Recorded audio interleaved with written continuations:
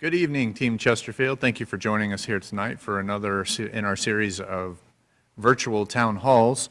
My name is Tim Bullis. I have the privilege of working with the Communications and Community Engagement team within Chesterfield County Public Schools, and we're excited that you've taken time to join us tonight. We appreciate you joining us in your busy schedules. We know that this is an important topic for many families, so we're going to get shortly into our program and presentation. Did want to give a quick overview and introduction of our panelists tonight. We'll walk through a brief presentation that has already been provided to the school board, and then we'll entertain your questions, some of which were submitted in advance, and as usual, we will take them from our social media chat as well. I did want to acknowledge that this presentation tonight is about our center-based gifted expansion efforts.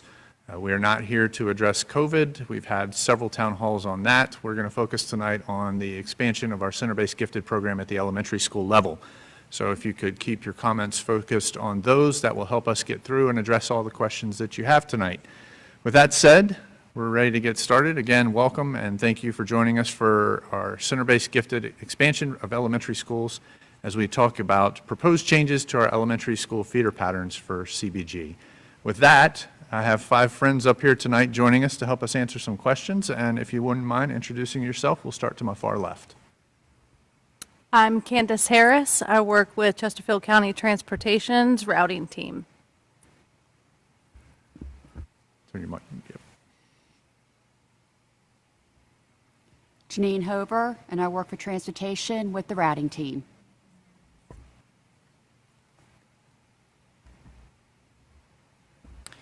Good evening. I'm Tanya Allen with Chesterfield County Public Schools Planning Department. I'm the Senior Planning Administrator. Good evening. My name is George Full, and I'm the coordinator for gifted education. And I am Kristen Martin, and I am a gifted support specialist, and I work directly with our CBG academies at the elementary school level. Thank you all for taking time out of your schedules tonight to join us and make sure that our parents and families and students and staff are informed as we approach a decision point in CBG expansion. I did want to acknowledge in this era that we live in that we are seated socially distanced appropriately. Hope you can see that on your screen. My friends are also wearing their face mask. I will have mine off and then on. They will remove theirs as they answer questions. The reason for that is we are aware of some OCR and ADA compliance issues in terms of being able to read lips in this environment, especially since we're not together. We do appreciate you taking time to join us virtually tonight. Again, we are holding this virtually because we were concerned that we would not be able to stay under the governor's requirements at the time when we scheduled this of 250 people or fewer. Now that it's been reduced to 25, we certainly would not have been able to meet it. We have several hundred of our family members joining us right now on social media. So with that, let's get started and let's go over the presentation that was delivered to the school board at a recent meeting. And again, you see right here on the title slide, we're looking at proposed changes to elementary school CBG feeder patterns. Our first slide is going to talk about the optimization of our elementary school facilities. Chesterfield County is a growing community, even in this time of an international pandemic. While we've had some students stay back from kindergarten and we've lost some students to homeschool, we've seen some growth in new students coming to Chesterfield, and we do anticipate that will continue. We've taken a number of efforts over the years to look at making sure that we're using our buildings efficiently, and you'll see some of that as well. So we'll talk about the efficient use of space with enrollments increasing. We'll look at the impact of center-based gifted expansion. We'll study why this is good for families. We'll look at what future enrollment might look like, not what it is now, but what it might look like in the future. And then we'll also discuss some adjustments to elementary school boundaries, namely the new 360 West Area Elementary School, for which there was a groundbreaking last week, and potential for spot redistricting in other areas. And we'll close out tonight's presentation with a look at the projected timeline. On this slide, you start to see some of the discussion that I just referenced earlier about space utilization. We've acknowledged that over the past 5 to 8 years, our student enrollment has continued to increase. In the past several years, it's been upwards of 600 to 1,000 plus students new each year. Even after redistricting, and I say even after redistricting because over the course of the past 3 years or so, we've redistricted nearly half of our elementary schools. We did that to balance student enrollments. We did that to make accommodations for other CBG changes, and we did that as we brought on our newest 39th elementary school known as Old 100 Elementary School. And so approximately half of our elementary schools have already undergone some sort of redistricting over the past several years. Even with that redistricting, we are nearing student enrollment capacity at many of our elementary schools here in Chesterfield County. To address that in the western part of our community, as I mentioned earlier, we held a groundbreaking last week in the 360 West Corridor for a new elementary school that will be named in January. However, there is not another elementary school on our books planned and approved for construction that would accommodate the expected increase in student enrollment, and we've especially seen that bustling 360 West Corridor continue to grow. We've been asked to use space as efficiently as possible, and so tonight's discussion is another effort to look at how we can do so. This slide right here takes a look at our historical and projected enrollment. We have an outstanding planning department. They have an uncanny ability to be able to project student enrollment in the future, and historically, they've come in almost about 99.6.3% accurate in terms of total student population. And so when we look ahead and we're gauging where we need schools and where students are coming, our planning team, led by Ms. Allen, is top-notch and exceptional on that. As we look at center-based gifted expansion, we have had a number of gifted education reforms over the past couple of years that have enabled us to pursue equity, increase access, and ensure opportunity for learners across Chesterfield County. That's resulted in the increases in diversity and in the total number of gifted students during the first 2 years of this new identification process. We put measures into place to ensure program consistency across the school division so that you get at one school what you get at another. More training opportunities have been made available for our administrators and teachers as we continue to work to identify teachers who are able and willing to teach center-based gifted programs. And finally, we've had curriculum integrations that cultivate the talents in students and provide the challenging learning experiences that take these CBG programs past the normal classroom experience and really deepen the learning and give children an opportunity to stretch their boundaries. These more equitable identification practices have resulted in more students eligible for center-based gifted services. That's a good thing. We want to be able to challenge as many of our students as we can. And this opportunity now exists at the elementary school level for us to increase access to CBG services across Chesterfield County Public Schools. This proposal that will be before us tonight and before the school board in December and January will increase the number of CBG elementary sites from 6 to 10. In doing so, we'll be able to serve our students closer to home and closer to their communities. They will see the children who they grow up and play with now in school. By doing so, we also minimize bus ride times for our students to receive these services, and we'll talk about that a little bit later with our friends in transportation as well. And finally, we reduce the burdens on students, families, and our transportation system by bringing them closer to their home location. So let's get into a couple of the adjusted feeder patterns. We'll start here with 3 of our existing schools, Greenfield, Henning, and Marguerite Christian. Again, these proposed changes, if approved, either in December or January, would take effect for the 2021-22 school year. And so if you look at Greenfield, you can see the number of projected students by grade levels 3, 4, and 5. And again, at Greenfield, with some adjusted feeder patterns, you would have students attending Greenfield from Betty Weaver Elementary, Bon Air Elementary, Crestwood Elementary, Greenfield Elementary, and Robius Elementary. If you look at the middle column, the existing site at J.G. Henning Elementary School, you would have students attending Henning Elementary School from Bensley, from Falling Creek, from Hopkins, from Chalkley, from Henning, and from Jacobs Road. And again, you see a breakdown of number of students projected by grade level. Our third current existing site that we're going to look at tonight is Marguerite Christian Elementary. And at that school, you would see students attending from Wells, from Elizabeth Scott, from Enon, and from Marguerite Christian Elementary School. Again, proposed changes, if approved, would take effect for the 21-22 school year. Some new proposed feeder patterns for our elementary CBG sites, again, if approved in December or January, take effect for the 2021-22 school year. The new sites would be at the new Reams Road Elementary School. That would be the new elementary site, not the one that's currently located behind A.M. Davis. It's going to be a brand new school, and it's going to be a really welcoming environment for our students. If approved, students from Davis Elementary, Evergreen Elementary, Providence Elementary, Reams Elementary, and Gordon Elementary would all attend CBG programs at Reams Road Elementary. Again, you can see students projected in grades 3 through 5. We'd also be creating a new CBG site at Gates Elementary School, and that program would draw from students draw students from Bellwood Elementary, Beulah Elementary, Curtis Elementary, Ecoff Elementary, Gates Elementary, and Salem Elementary. Again, that would be for the 2021-22 school year if approved by the school board. Two other new sites, one that would open in 2021-22 if approved by the school board. We would put a CBG site at Watkins Elementary School, and that would be filled by students from Watkins and Old Hundred Elementary Schools. Looking a year out, this program would tentatively open in the 2022-23 school year. We would look to open a site at the new Matoaca Elementary School, and students from Ettrick and Matoaca would be served at that site. And that's a program that we would continue to grow over the course of the next couple of years.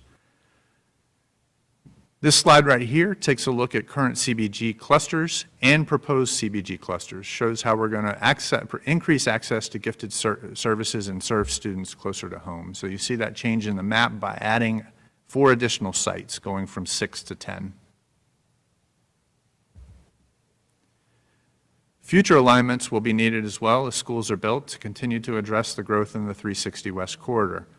2 new elementary schools are slated to be completed, one in the fall of '22, and if a bond referendum is approved in the future, potentially in the fall of 2026. Again, that is an asterisk right now because we do not have an approved bond referendum for that second elementary school. In addition, the feeder patterns at Alberta Smith, Crenshaw, and Clover Hill CBG sites, which were brought online new this year, they will be re-examined during the redistricting efforts related to the second 360 West elementary school construction, again, looking deeper into the timeframe of 2025-2026, again, if approved through school bond referendum. So the recommendations that were made to the school board for consideration were 1, CBG feeder pattern adjustments for Greenfield, Henning, and Marguerite Christian Elementary Schools that would take effect in the 2021-22 school year. 2, the addition of 3 new CBG sites, Reams Road Elementary, Gates Elementary, and Watkins Elementary, again to open for the 2021-22 school year, and a new CBG site at the brand new Matoaca Elementary School that could open as early as the 22-23 school year. Now again, this was a recommendation that was made to the school board earlier this fall. We're in the process now, per board request, of seeking public comment and public opinion.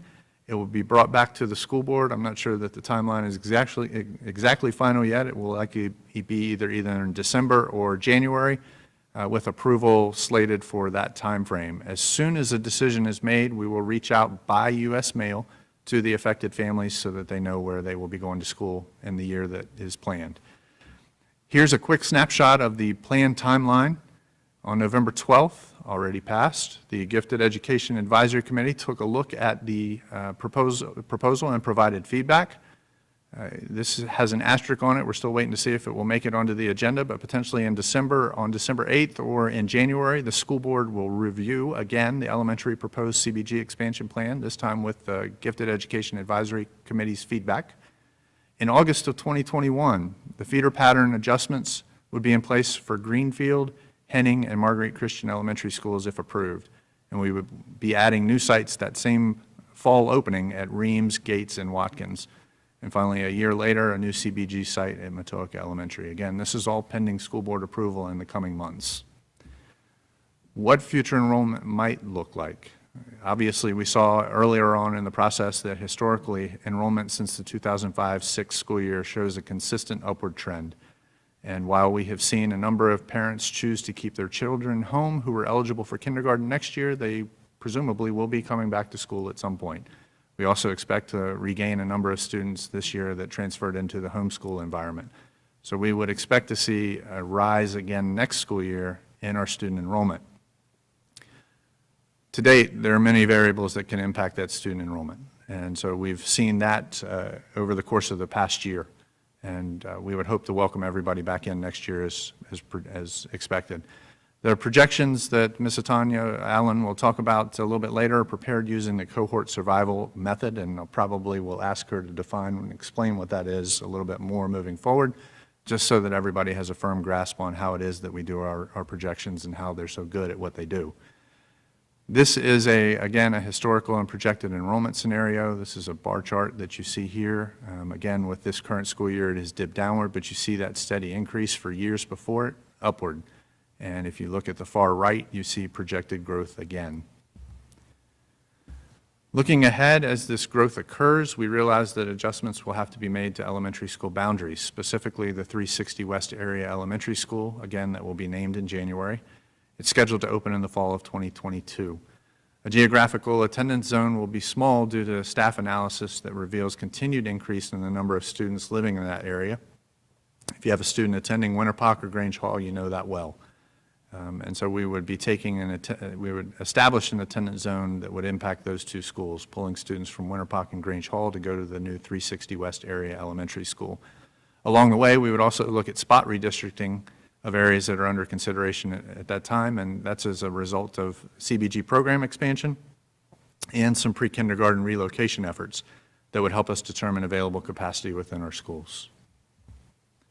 So again, another snapshot of the timeline, starting in October when this first went to the school board at a work session and going all the way out to the fall of 2022 with the implementation of a proposed Matoaca Elementary CBG expansion.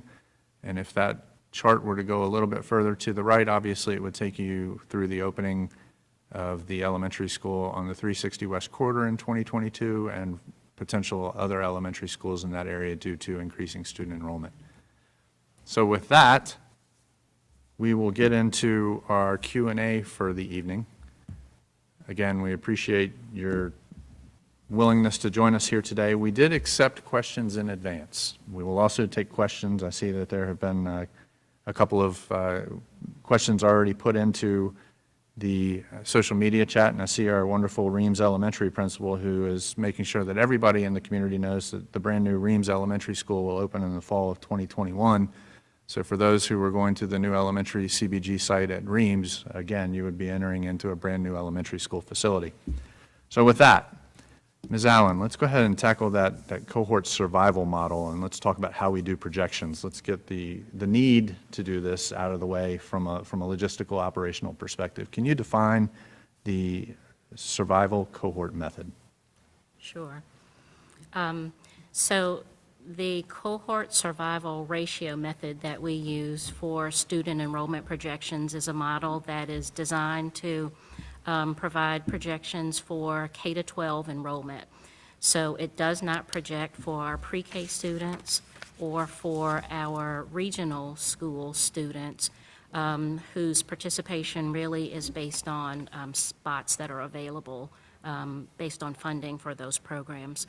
But the cohort method looks at the number of students in a particular grade and compares it to the number of students in the previous cohort the year before, and gives us a ratio of change. And so really the model looks at historical enrollment over time. So we have 6 years of historical enrollment for each school in the model. And then we also use the live birth number for Chesterfield County residents. And so the model uses those two pieces of data primarily, the live birth number and the historical enrollment by school, to provide us the output for projections for a 5-year period. What we know about the cohort method is that it is most reliable in a short-term horizon. So in the 1 to 2 year period, our projections are more accurate than, say, for a 5-year period. But that doesn't mean that the projections prepared for a 5-year period are inaccurate. There's just more variability the further we get out in time. We also know that the cohort method is most accurate at the division level. So for the larger population that we're projecting, at the school level, the projections are also very accurate, so for elementary, middle, and high.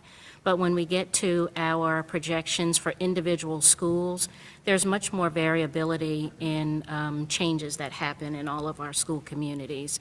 So there's greater variance from the actual student enrollment projection, or actual student enrollment numbers from our projections at the school level. Great. Thank you, Ms. Allen. Again, kudos to you and your team for the fantastic job that you all do in projecting the actual amount of students who are going to be arriving at our schools for us to serve. I gave you all a list of questions that were already submitted, but there's a couple I want to jump into real quick just to acknowledge that we're paying attention to our social media audience. And I'm going to go to transportation first because there seems to be some excitement that these changes may reduce seat time on buses. Jennifer says she's currently got her child currently has a 50-minute ride to and from school. What do we see in that model moving forward if this expansion is approved? Because the students will be going to school with their friends, so an example would be a student that now lives in Chesden Landing, they have about an hour ride to Marguerite Christian. If they're going to Matoaca Elementary, they're getting on a neighborhood bus where routes are about 20 to 30 minutes. So that's about a half an hour each way less they'd have to ride.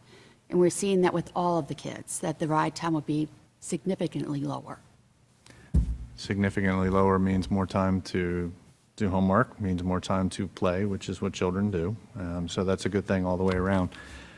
Let's go ahead and tackle the next question that has been the most prevalent. It was submitted about 819 times electronically and has already been referenced here on social media. Will children already in the CBG program be able to remain at their site to finish elementary school? They're specifically asking about grandfathering. It's noted here that these children have already had so many changes and disruptions this year. My daughter has had to adjust to a brand new school and then a class change and then another change due to hybrid. Will we be able to grandfather students in the coming school year if this is approved?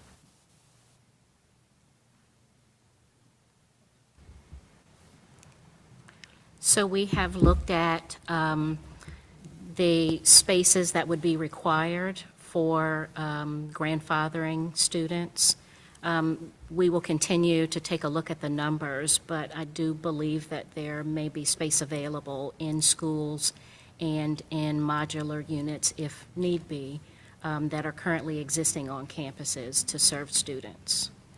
And Mr. Full, I think historically it's been well documented that wherever we can, we do allow that grandfathering to occur, but there's one exception that usually parents have to help us with. You want to go into that one a little bit?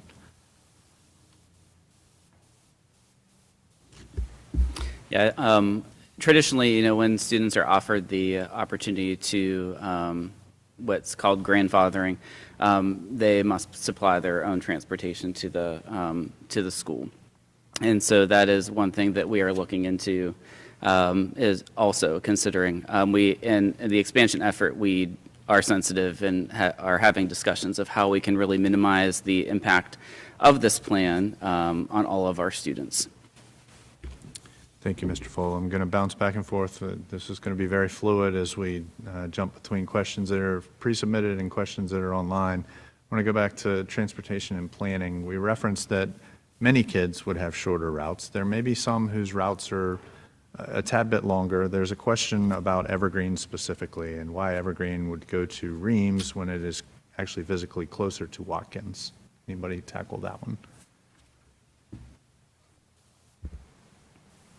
So I'll address part of that question, and then maybe transportation folks can add to it as well. But when we looked at the scenarios, we looked at schools where there is space, where there would be space to accommodate additional classrooms of students. In schools whose floor plans showed some opportunity space for use of standard size classrooms, that's where we propose to add the CBG program. And so I'll let transportation address that question as well.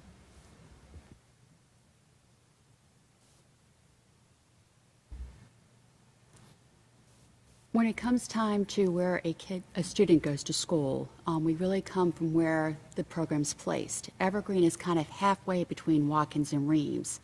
Kind of looking at the traffic flow, getting to Reams would be much quicker because you wouldn't be dealing with like Charter Colony or Midlothian Turnpike.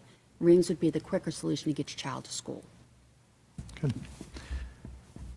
Next question that gets asked is kind of along those lines, and I promise I'm going to get to you all shortly because we do want to talk about the instructional aspects of it too. Evergreen and Greenfield, when you look at feeder patterns, the children, when they go to the assigned site that we've proposed, wouldn't necessarily move up their middle school feeder pattern with the majority of students.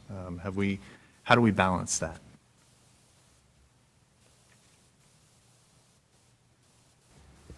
So when we looked at the feeder pattern for Evergreen Elementary students, the middle school feeder would either be Midlothian Middle, Tomahawk Creek, or Swift Creek Middle School. And so for students that are participating in elementary CBG, if they were to attend Midlothian or Swift Creek, if they remain in the CBG program, CBG is at both of those schools as well, or it would just be their home school. And students in the Evergreen attendance zone who may be in the feeder pattern for Tomahawk Creek Middle School, again, if they remain in CBG, would attend Swift Creek Middle, where Tomahawk Creek Middle School CBG students attend at Swift Creek Middle. Okay, thank you. One more transportation question. I want to reiterate something that you said just a minute ago. The travel time, not the physical distance, was also taken into account as we made these decisions. So there's some who are trying to place Evergreen or Watkins and Reams, but again, we took transportation times, actual physical time, actual time on the road into account as we were drafting these as well. Is that what I heard? Good. Okay. We've talked about transportation, parents having to provide transportation for students who might be grandfathered. I guess we should have started out with the simplest question. Transportation will be provided, period, if you're not grandfathered, to the sites that we've proposed. That's accurate? Okay. All right. That's an often understated, overlooked question that people ask, is transportation going to be provided? Let's get into some of the, well, one more transportation question popped up. Will there be a separate CBG bus if a student's home school is, for example, at Watkins? Meaning, will CBG ride one bus and will students assigned to Watkins ride another? No, sir. What we do is we kind of try to get this, if we put all the CBG kids on one bus, the ride is super long because you're going from stop to stop to stop. So what we do is we take all the CBG students and we put a little bit in each route so that the ride is significantly lower. So we're not hitting 10 stops outlining. We're hitting 2 stops and then hitting a whole bunch of stops by the school. So the ride's 15 to 20 minutes less. Let's have our instructional friends join us in this conversation. Will each CBG program as proposed be smaller now that we are adding additional schools, or are we planning on increasing enrollment numbers by adding an additional number of students that the 4 schools can hold, or how does the enrollment process work? And maybe, George, even start off with, how do you get into the CBG program? To get into the CBG program, it's actually starts with a gifted education referral. These referrals are submitted to a child's school before the referral deadline. The student is evaluated through testing and through work samples and perception inventories, really a holistic review of the child to determine eligibility for gifted education services in Chesterfield County. Once a student is determined eligible for gifted services, they're then considered for CBG. And CBG, we take a look at assessment scores and areas of strength and grades to determine if a full-time gifted program in a center-based gifted environment would be the most appropriate placement for that child. As far as the reasons for expansion, the numbers that are used in the presentation are actual numbers of students who are participating this school year in the program.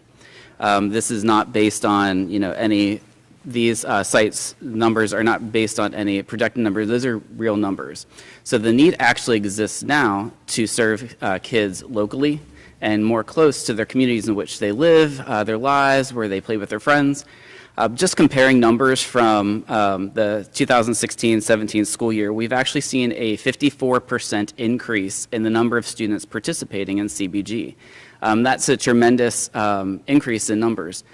That is due to an identification process that considers the whole child and a definition of giftedness that's not based upon just one cookie-cutter definition of a gifted child. When I said that there's 54% increase in students in just 4 years in the CBG program, we also have to look at the number of students that have declined to participate in CBG. And that shows a need to serve students closer to home where they live, because the demands on our students and families are greater. In 2016-17 to this school year, we have had a 181% increase in the number of students who were offered a spot in the CBG program, but that chose to decline. And that is an interesting figure that really drives this need to expand our CBG sites.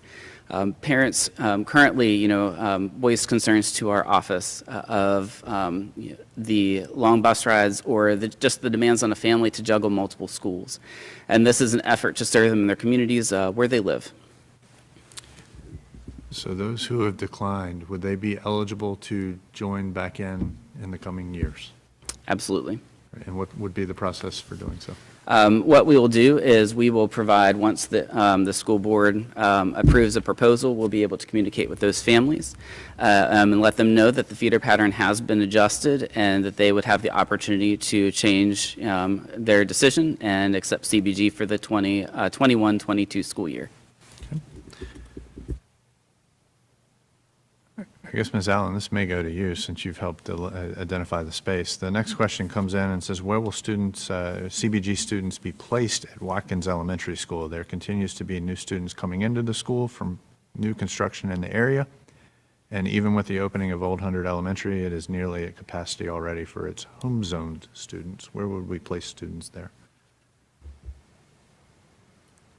So we've looked at the floor plans for all of the schools that are part of consideration for new CBG sites. And in the review of floor plans, we look at spaces that we kind of consider to be opportunity spaces. So a standard size classroom that can accommodate 25 students that may be used for small group instruction or kind of individual student intervention are spaces that we would consider to be opportunities for regular size CBG classrooms. So there are some spaces currently in Watkins building that have some alternative uses that could be classrooms for CBG students. With regard to the changes in enrollment in the Watkins attendance zone, when the attendance zone for Old Hundred Elementary was established, a lot of the active housing development that was previously in the Watkins attendance zone in the Halsley area and some other areas in that Midlothian district are now in the Old Hundred attendance zone. So when we look at the active residential development projects that are in the Watkins attendance zone, right now they are not as great.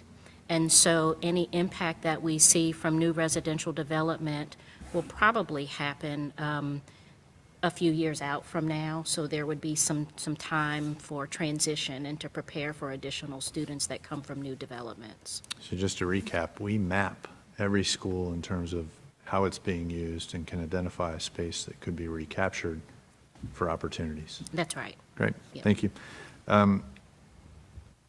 Kristen, Heather just chimed in and came up with another, what I think is a positive reason for this to potentially be approved, and that's school change time. It appears maybe her family has one student attending at one time and another student that could have attended at another time. By moving the CBG sites closer to the home schools, potentially they won't have to have one student at school at 7:45 and another at 9:25. Is that something that families could look to benefit from? Hopefully so. I think that there will still be families who have students attending schools who have different start and dismissal times, but hopefully just the shorter bus ride would allow some opportunities for families who still have students with different schedules to still have more family time together and more opportunities to get to their sports and things like that. That right now they have a great demand, like George talked about, on their families. They have to make big decisions whether or not to participate in this or that, and we hope that this will allow students to be able to participate in more things closer to their home. Great, thank you. George, this next question actually has several questions. When will CCPS report to the public about the results of the new CBG standards, including performance scores on standardized tests, improvements in diversifying the cohort, teacher opinions, feedback, student opinions and feedback, and if you could really talk about the diversity of the cohort that's joined us over the past couple of years as well.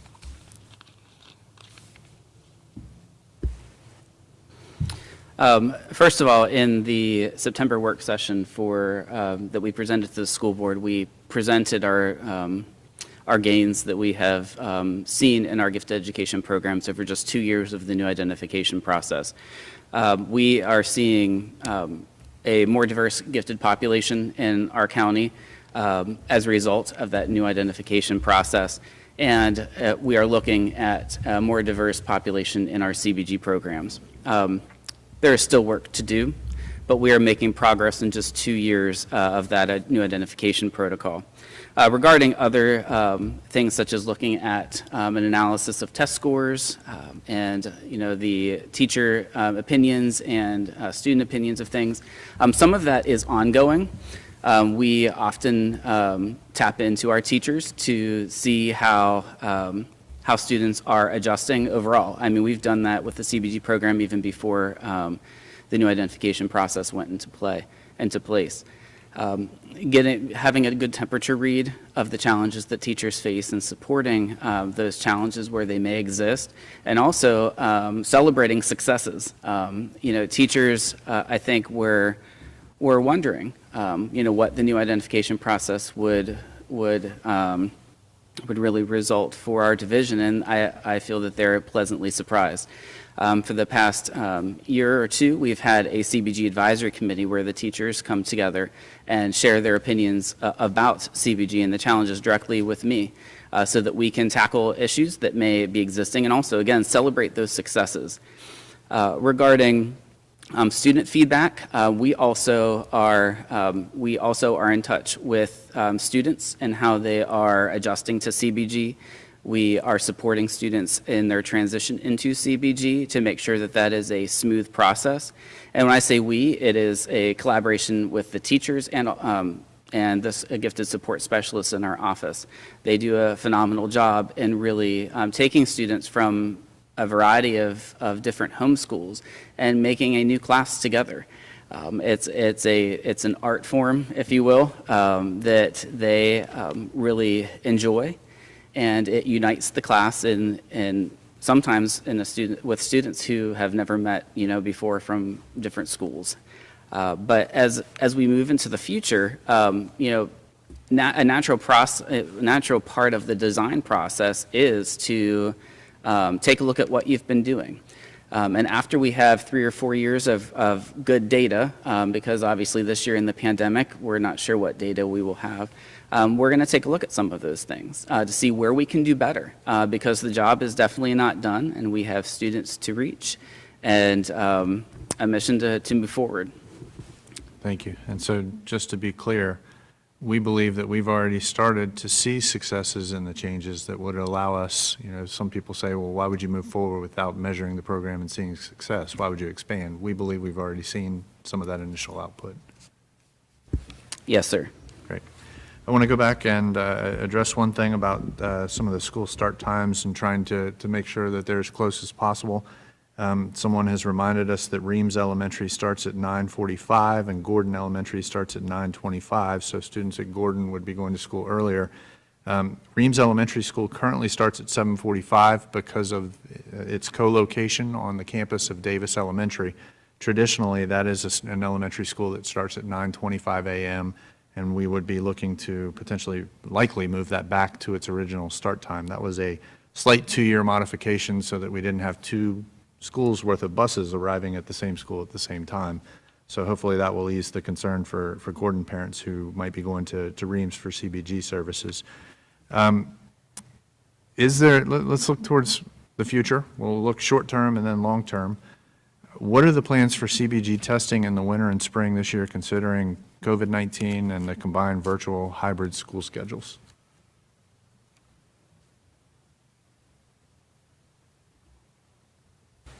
There we go.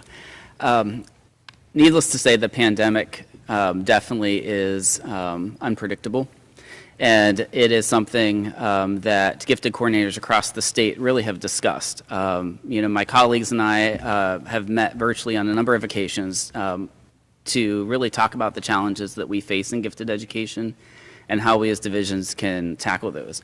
I've talked with gifted coordinators in the Central Virginia region, and I've collaborated with folks in Chesterfield County to really get a strategy down that we can equitably identify students, and so that we can make sure that students are identified this school year. Currently, there is a draft calendar that is undergoing review. We're getting feedback from school administrators and really regarding the feasibility of some certain measures and processes. And once that draft calendar is reviewed, it'll go to senior leadership for review and approval. After that, we will train our school personnel that handle gifted education to make sure that they are apprised of any modifications or accommodations due to the pandemic that need to be put into place. And then parents will be notified through school messenger and email. And it'll also be on the mychesterfieldschools.com website at the gifted portion, which is just mychesterfieldschools.com/gifted. We'll place that there as well so that parents can be informed in addition to the school messenger email. Great, thank you. And again, looking to the future, as in next year, Alicia's asked, what are the proposed changes to class sizes for each grade as a result of this? And I think, and correct me if I'm wrong and keep going from there, but we get one teacher per approximately 25 students, and then it's up to the principal to decide how those are allocated. But how do we typically deal with grade level class sizes in the CBG program? Regarding class sizes, it is very much handled at the school level with the rest of the school personnel. They are allotted a certain number of personnel per student, and they make sure that they use those personnel in an efficient manner to really teach students effectively. With the CBG programs, we would need at least one CBG teacher for every grade level, and an additional CBG teacher is something that is added upon discussions with the elementary directors and within the CCPS leadership to make sure that student needs are going to be met appropriately. Thank you. We have one person on the stage who hadn't spoken yet, so I'm going to toss a question her way.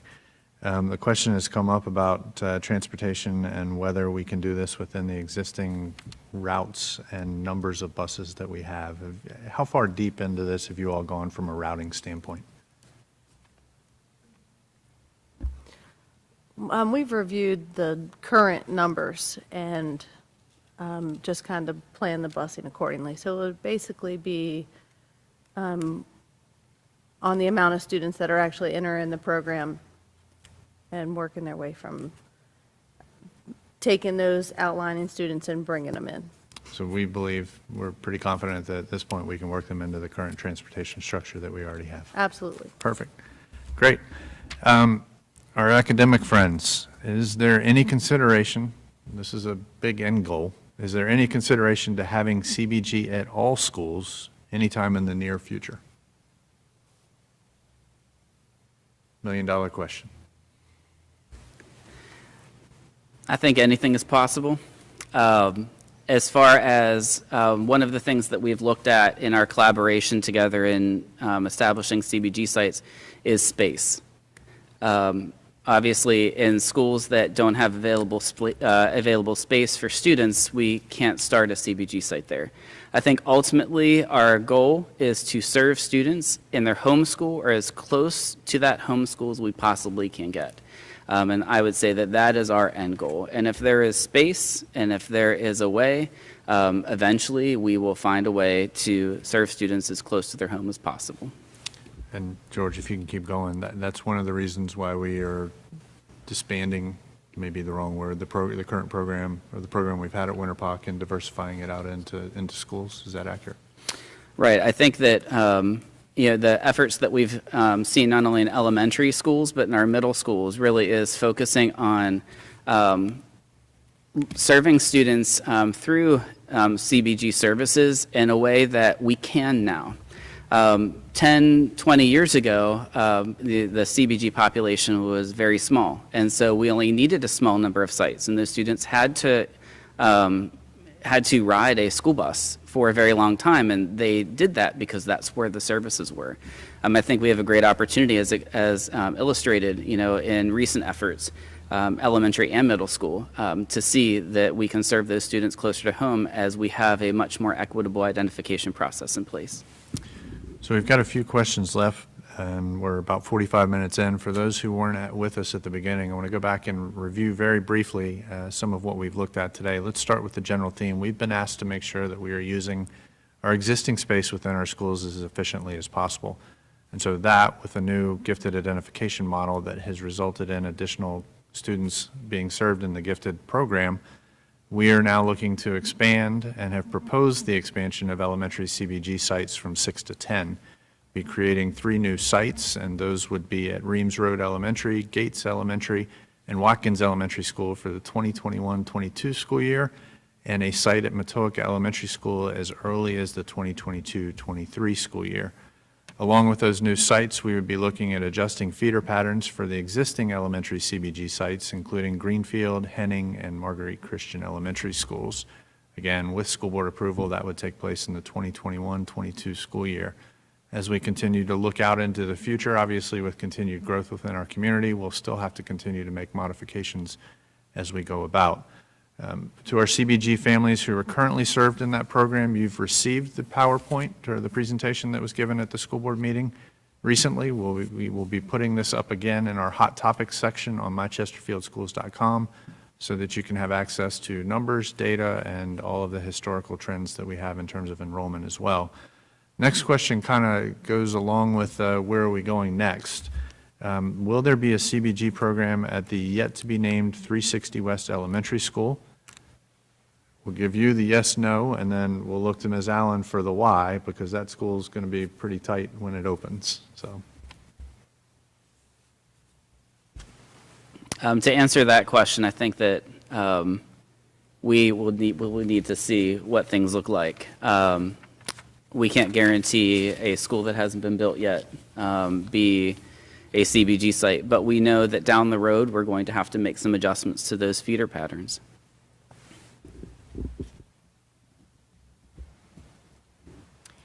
And I'll just add to that from a space perspective, what we know about the new 360 West area elementary school is that the number of students that live in that area continue to grow year over year. And so a few years ago, when we looked at just the number of elementary school students that are in the geographical area around where the school is being built, that number has increased by at least a few hundred over the last few years. And so the programs that will be there will really just have to take a very close look at the space that's available and the number of students that live in the geographical area before we can determine whether or not there would be a CBG program there. and I guess my apologies to the audience for those who don't know where in the 360 West corridor it's being built. Can you tell us where construction actually started last week? So in the lower Magnolia Green subdivision.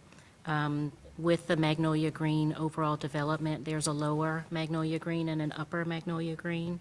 Lower Magnolia Green is under construction right now.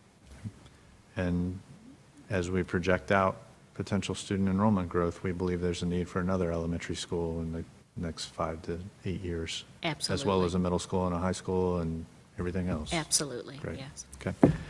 To my instructional friends again, Carrie wants to know what intentional steps are we taking to ensure an inclusive environment for students in these programs?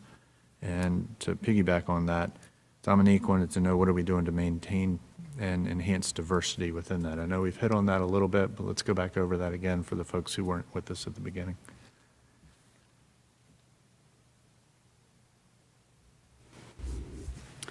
As far as, if I'm understanding the question, like maintaining inclusion and just really increasing diversity in that. I think that the very nature of how students are encouraged to collaborate and think and to explore their interests and share and really interact with each other really enhances the experience that they have in that program. It makes them bold to speak, encourages them to express their thoughts and ideas. Some of the times when you are seeing some of the interactions, they're really inhibited. They are bold in what they believe. They are passionate about what they believe, and they're receptive. And that's part of the supportive environment that the teachers create and the safe environment that the teachers create in the classroom. It's also something that is woven through the instructional model that we teach through in our center-based gifted programs with Kaplan's depth and complexity and various icons, like viewing things from multiple perspectives, really seeking to understand points of view from different angles than ones that we might not naturally perceive. By its very nature, that instructional approach promotes inclusion, and it promotes people to come together with diverse ideas so they can learn from each other, which is part of the cool experience of bringing students from different schools to a CBG site. I'm going to bounce back to the 360 West area, and I'm not sure which of the two of you wants to tackle this. The question is, if we don't put a new CBG program at any of the new elementary schools out there, will the fractured CBG attendance zone that was previously sent to be revisited in the next 2 years?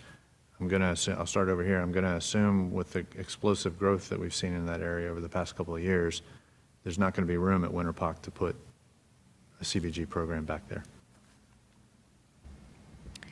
I think that's a fair assessment to say that with the growth that we're seeing in the Harper's Mill area alone, directly adjacent to or surrounding Winterpock Elementary School, it is probably unlikely that we will be able to accommodate any additional programs at Winterpock Elementary.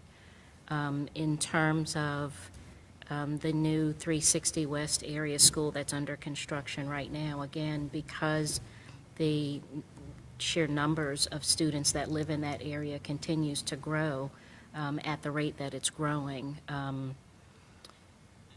I don't know that there would be space to accommodate a center-based gifted program there at this time. It's something that we'd have to look at in conjunction with determining an attendance zone for the school. So George, Kristen, splitting up the Winterpock CBG program like we did within the past 12 to 16 months actually was us dipping our toes into the potential expansion. What's been the initial feedback, Kristen, that we've seen so far? Granted, we haven't been in person very long, but what's been the initial feedback?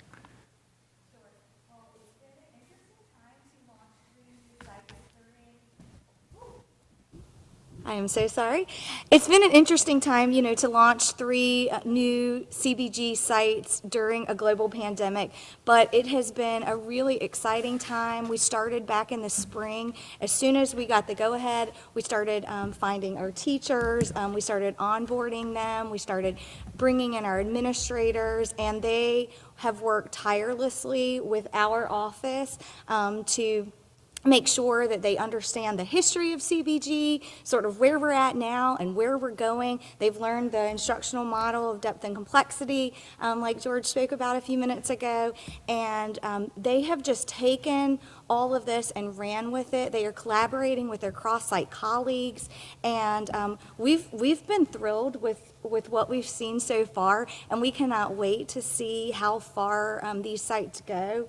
When things maybe get back to normal, but it has been so positive, and I think if you ask parents, teachers, students, I had a chance to sub in one of those classes last week and just had the best time. So I think it's been a really positive experience and has allowed me to kind of think about, well, what will the future look like if we expand even more?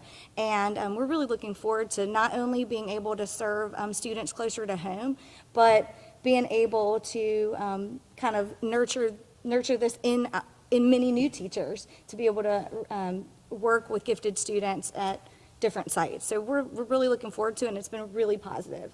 Great, thank you. So just to reiterate an earlier discussion for those who are joining us now or have joined us recently, we are looking at the possibility of grandfathering students if space allows. Families would have to provide their own transportation if they wanted to participate in that, if it were allowed. We did have a couple of families who said this is already a very anxious time. And so change after change after change, whether it's COVID-related or driven with hybrid to in-person to virtual or virtual to in-person, and then the potential of changing another school. I know it's not in the gifted services catalog, but it's available in every one of our schools. If a parent has concerns about anxiety, anything related to change, what should they do? Who should they contact?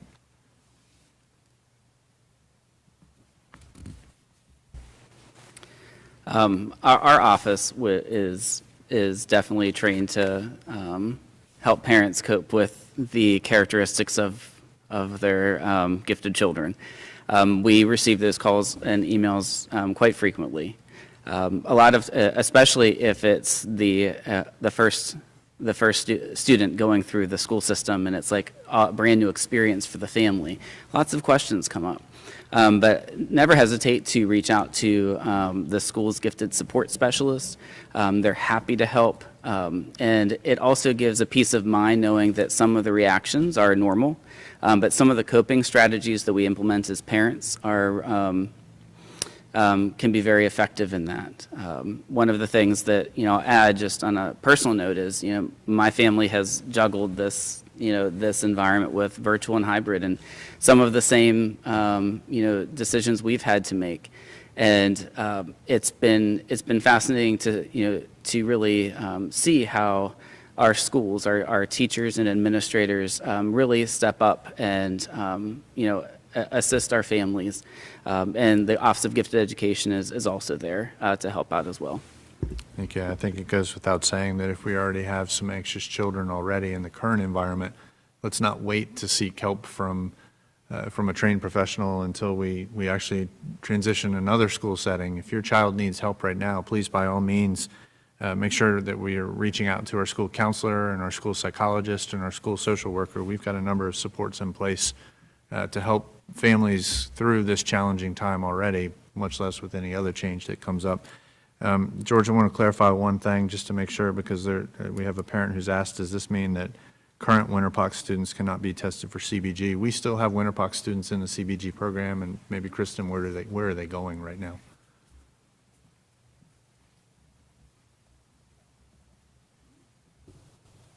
So Winterpock feeds into Crenshaw Elementary School for CBG Academy. Great, thank you. So this is an exciting time. This is an opportunity to broaden our reach while at the same time bringing people closer to home. George, the timeline for this again is December or January approval is expected or will be requested. And what is going to be the follow-up with families as soon as that approval is given, if it is given?